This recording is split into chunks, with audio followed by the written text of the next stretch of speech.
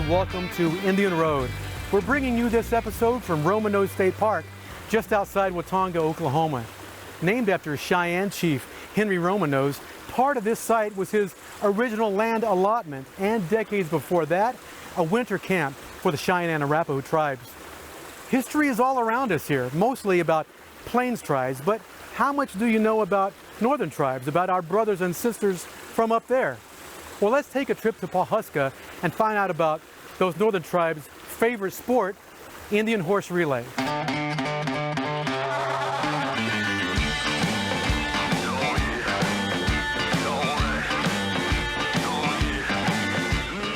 I mean, it's a high adrenaline sport.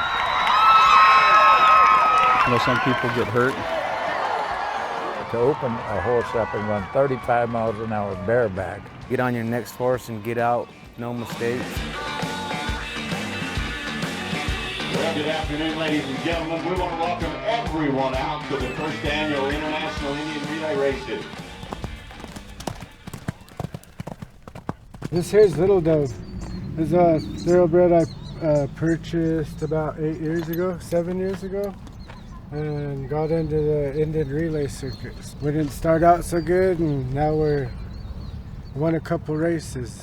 Winning is sort of a tradition among these tribes, almost as much as the sport itself.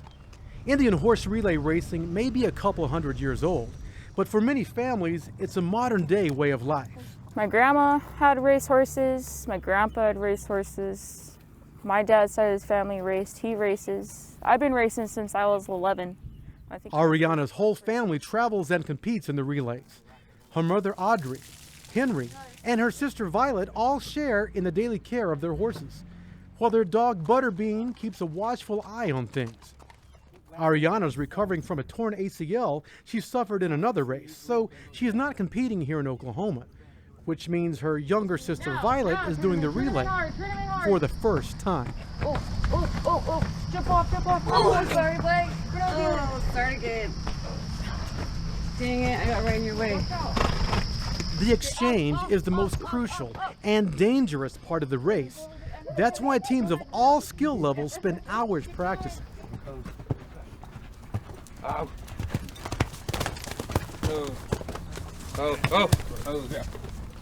Just tuning our horses up, see where they are, see if they're ready. We grew up with each other. We're childhood friends, me and Tim, and this is his brothers and my brothers, and we grew up with each other since we were young, and we're actually pretty good at the parts we're in, you know, everybody. Tim, he's the stopper, I'm the setup. Trampy, he's the back holder, and, you know, there's not an easy part to it. And even though the team may be running smoothly, the horses can be totally unpredictable. There's been times I've been ran over and stepped on and just been drugged, and it comes with the game. You got to hang on, and you got to get dirt on yourself sometimes. Myself, you know, I've been run over. The horse has plowed over me. He's reared up on top of me. You know, that's how exciting the horses get. Just a traditional extreme sport is what they call it nowadays, and it's basically, that's how you put it. It's just like a track race. You hand off the baton, but we use horses in between and ride and exchange. And it takes a lot of practice. Linwood, his bad horse, used to compete, but these days he coaches his sons. We caught him working with his younger son, Catcher, and a new relay horse.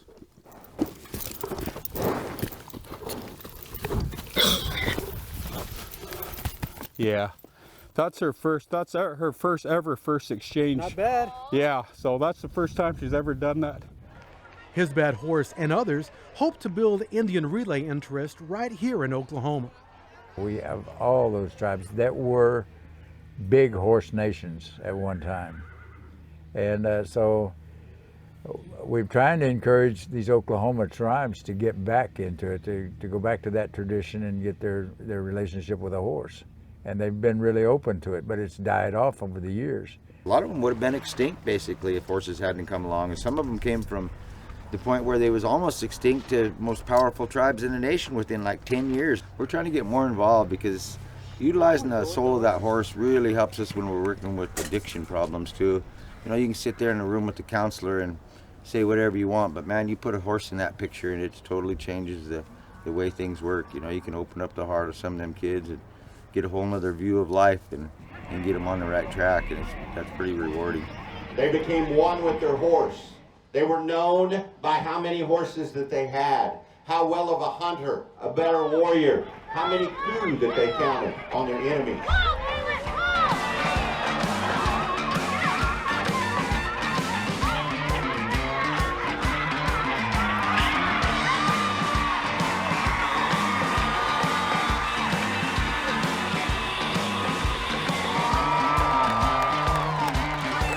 Being around horses, I honestly learned a lot about myself. Like, you know, they teach us good responsibility, and I can't say anything bad. You know, like there's not one day, I mean, some days, you know, we all get mad. Being in the horse racing business, sometimes the horses get hot or whatever, but there's not ever a day that goes by that I'd want to like switch my profession or, you know, say I want to do something else. I love it.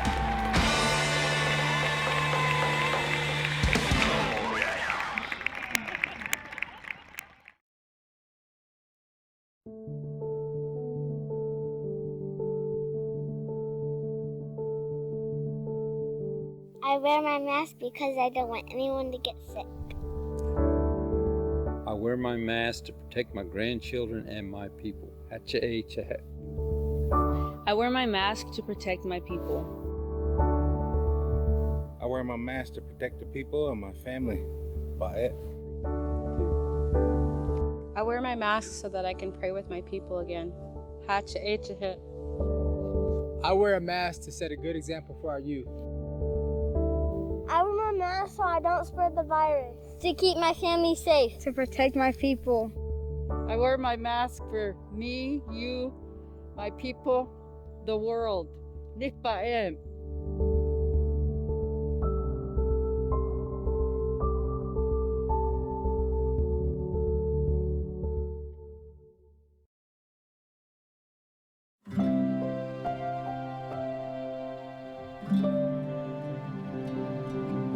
Practicing meditation, mindfulness, or other spiritual practices can help ground you. For more tips, visit coping-19.org. How many of you grew up listening to cassette tapes? Or how many of you even know what a cassette is? And did you know that the University of Oklahoma has cassette recordings of tribal elders from all over the state from 50 years ago? Oh, you don't? Well, check out this next story. The University of Oklahoma's Western History Collections holds a wealth of information about the American West and Oklahoma's Native American tribes. We have 80,000 volumes here in the library. We have more than 2 million photographs, and we have more than 2,000 collections of manuscripts or papers. And then we also have a lot of sound recordings. The sound recordings she's referring to are part of the Doris Duke collection. Doris Duke she was a tobacco heiress. She wanted to fund these projects at 7 institutions across the United States. Beginning in 1966, Doris Duke began awarding grants to several universities. These grants were for recording oral histories of Native tribes in the university's regions. The schools relied on faculty and students to gather these important interviews. A lot of the people who did the interviews were OU students who were Native themselves. So sometimes they were interviewing a grandparent or a great-grandparent or someone else that they knew from within their own community. And many times it was students like Julia Jordan, a graduate student in anthropology who had more than a passing interest in Native American history. 1967, went to work for the Doris Duke Indian Oral History Project as a field worker, based on my experience having done field work with the elders of the Apache and Kiowa tribes earlier. And I worked with the Doris Duke project for 5 years, 1967, 1972. It's one thing to read their words onto paper, but to actually be able to hear their voice and how they say things, and if you didn't have the opportunity to grow up with them, it's really incredible to hear their voice. The researchers also used the latest recording technology the latest at least for 1966. They were using cassette tapes, which made it a whole lot easier than using the old reel-to-reel tapes because, as you probably know, those decks are pretty big and heavy. And so cassette tapes and the little small recorders made it a lot easier to go out. Easier? Well, that depends on who you ask and how old they are. So I don't know, this is crazy. I'm like, Regina, how do I put this in here? She's like, come here, bring it here. And then I remember, though, I had a stereo and we had cassettes. So these were our CDs back in the day, but these are cassette tapes. I think that's crazy because it's pretty big. Like, it's huge. Y'all can't tell me this isn't huge.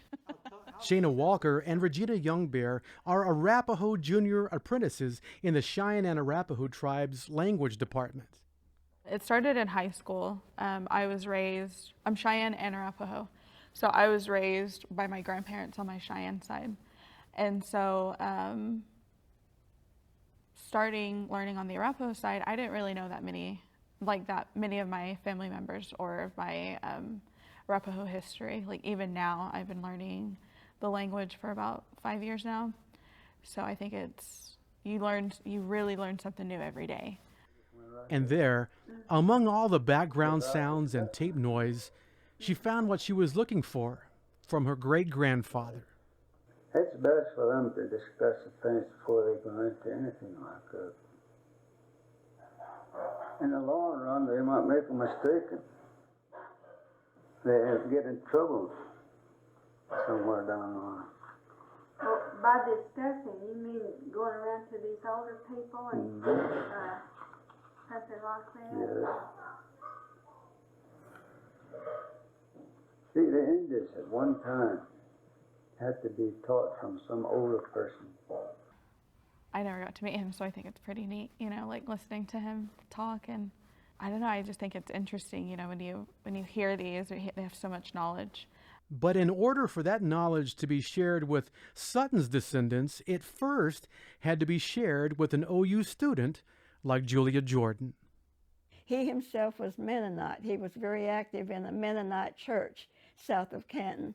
And I think he sometimes preached, and he was, I think he was an Arapaho chief also. And everyone said, well, he talks good Arapaho. So that's what I remember about Arthur Sutton. And he was always generous and polite and respectful and very committed to preserving what he could of traditional Arapaho ways. It's nice to have a cassette recording of your relatives from some 50 years ago, but that's kind of a long time, and those tapes wear out. So the Doris Duke Charitable Foundation thought they'd help fix that with nearly $2 million. Boy, the first thing that I said is we absolutely need to have the audio digitized. And just because of the size of the collection, it's an expensive proposition.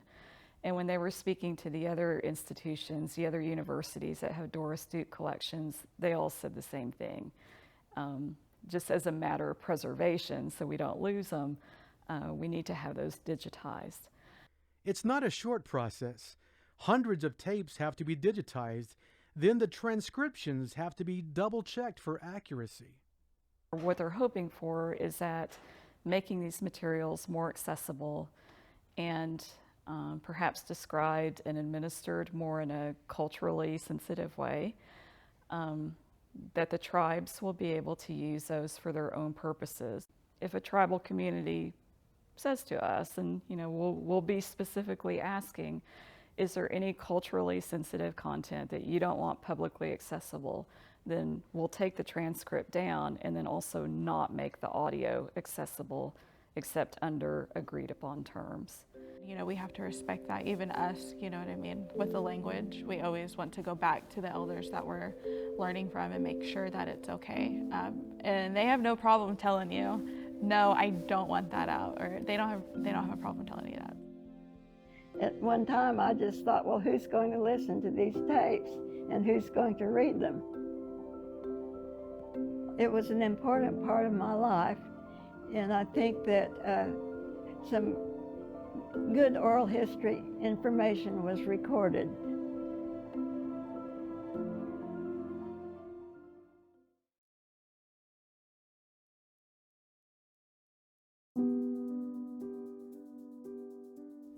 both Indian and non-Indian people are being vaccinated, not just Indian people.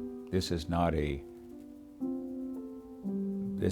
attempt by the government to try to infect or get rid of Indian people. It's legitimate prevention that's been recommended and is given to all people right now.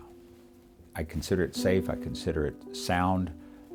Was there a little bit of risk involved in rolling this out without a full biological licensed agreement? Yes, there was some risk, but the balance of the emergency use authorization is that the benefits outweigh any potential safety concerns.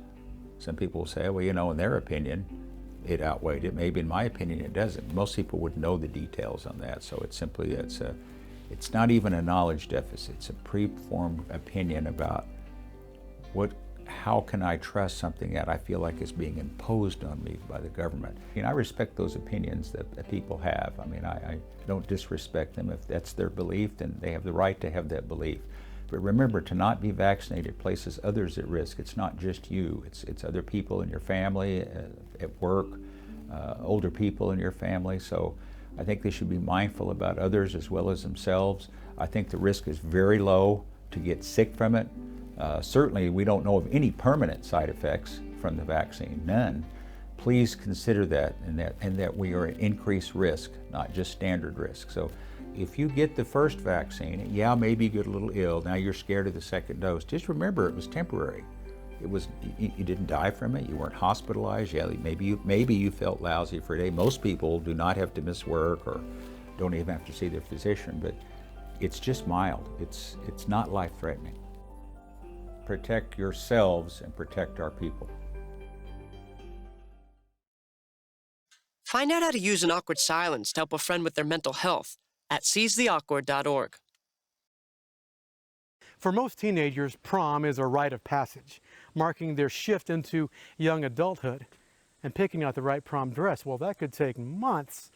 Here's a story about one dress that made its way to a permanent exhibit in Washington, D.C. It's just, it's beautiful. It's poignant. I knew what it stood for and I knew that it had a meaning behind it, but I never expected it to get the amount of attention that it did. I don't think either of us anticipated that it would be received the way that it was. And ever since Teen Vogue reached out to me, they were the first ones who really started paying attention to it. And I think they may have seen some photos circulating around social media, like from my mom's Facebook or from my Instagram or something. The it they're referring to is this: the dress that Isabella Ayukli Cornell wore to prom in the spring of 2018. The dress represents an issue Isabella is passionate about: missing and murdered Indigenous women. She's been involved with educating others about Native issues since she was very young. Her mother, Sarah, a citizen of the Choctaw Nation, is a well-known activist who's been advocating for Native education reform for several years. When you're in this, the work just keeps coming. It's one of those things where I wish I was out of a job, but unfortunately there are a lot of issues that are still really impacting our community. Everything from EQA to VAWA to MMIW and educational things happening in our educational system, mascots. So there's a lot of work. Sarah's children accompanied her on many outings, and she always wondered how closely they were listening and if and when they might actually develop their own advocate voices. She doesn't have to wonder anymore. It's been beautiful. It's been wonderful. We learned together. And she, Blue, has really found her voice. Here, it's so good to see everybody rally in support and solidarity of our missing and murdered Indigenous women, but at the same time, it is heartbreaking that this is even an issue for us to have to come together and be here today. So it's a lot of mixed emotions, but I'm happy to see us coming together like this. She was very shy. She was a very shy, quiet child. But I always knew, when she spoke, she had something to say. It was this, it's like she saved it up, A lot of the times I did have something that I wanted to say that was on my mind, but I wasn't always brave enough to say it. And then at that point, it's like, we have to cultivate this. This is a gift. And like any gift, you're given that for a reason. You have to use it. But you have to also educate yourself, and you have to be accountable to your community. And so she's really learning kind of those old ways around how you advocate. You know, she's not doing this for any other reason but the health of her community. Almost every single family I know has a story. Every single family has an experience of experiencing violence in some kind of format.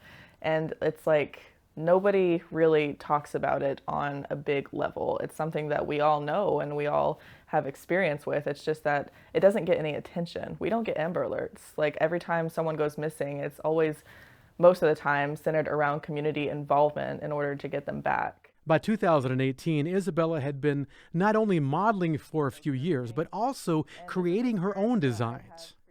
This is a cuff, and it was originally going to be part of a set. I was beading some high heels too, and I was going to make this one and another cuff to go along with it. It's backed on hide, and I really like the color combination that went with it. She had also met Della Big Hair Stump, a crow designer whose work she greatly admired. It was a photo of one of Della's dresses that stoked Isabella's imagination. And I was like, that's really pretty. I want something similar to this for my prom. And so I decided to commission her to create my gown for me. And so what I did is kind of like, I referenced like that photo for her, but I also wanted to incorporate traditional Choctaw designs into it too, since I'm not Crow, but I wanted to bring my own tribe's designs into it too. So we asked her to incorporate the diamondback rattlesnake, or just the diamond pattern that is symbolic of the diamondback rattlesnake, into it. And then I just found like a picture of like this like long, flowy, full like satin skirt on the internet. I was like, how do we combine these two things? And so we did a little bit of collaborative work in order to make that happen. And then I wore it at the fashion show and then took it home for prom.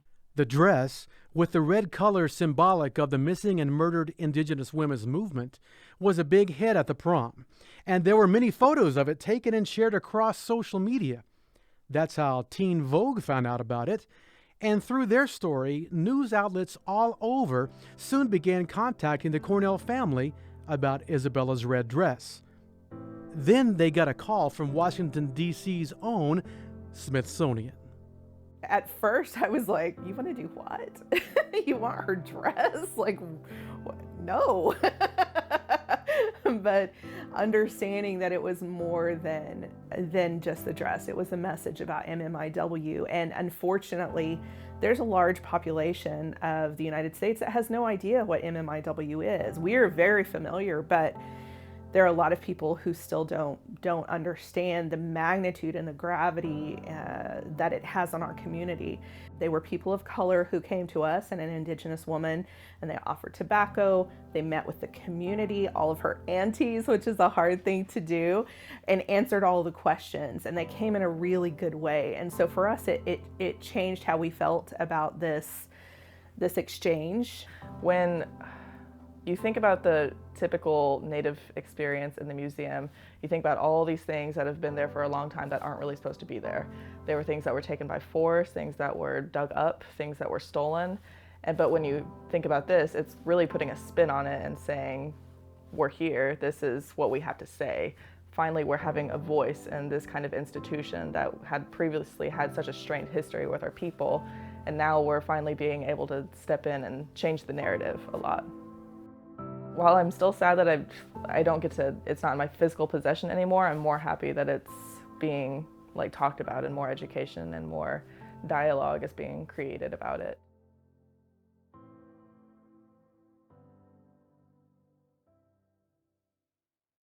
That's all for this episode, but rest assured, we are already working hard to bring you the next one. Ha-ho! Thanks for joining us, and we'll see you next time on Indian Road.